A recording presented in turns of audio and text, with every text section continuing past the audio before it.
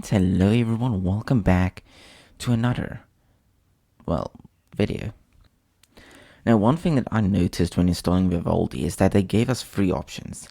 A very minimal option that doesn't have basically anything. Then you have the classic option which has the side panel and this bottom panel thing here.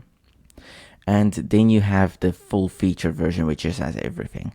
Now I chose the classic version because I didn't know what they meant by side panel or anything like that.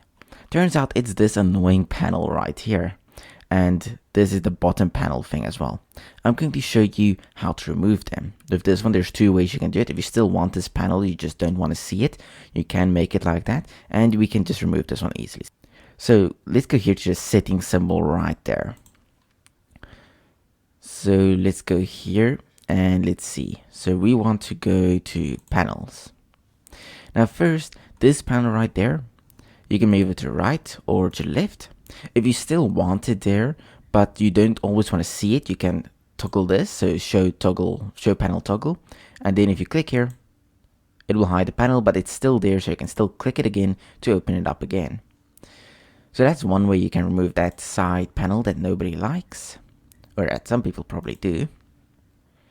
And then for this status bar thing here, you can go to your, I believe, appearances in the settings. And here you can see a bunch of options for the status bar. You can just say hide status bar. And now it's gone. So yeah. Now let's actually get rid of this because I don't want this here. I don't want it to be hidden. I don't want anything to do with this. So how can we get rid of it? Well, for some reason, you can't actually get rid of it in the settings, which is kind of stupid. So what you do is you go to this Vivaldi logo right there, and you right click. Then you'll see a view. Go into your view, and here you can check a bunch of things. For example, here's the show panel. Let's just uncheck that. Gone.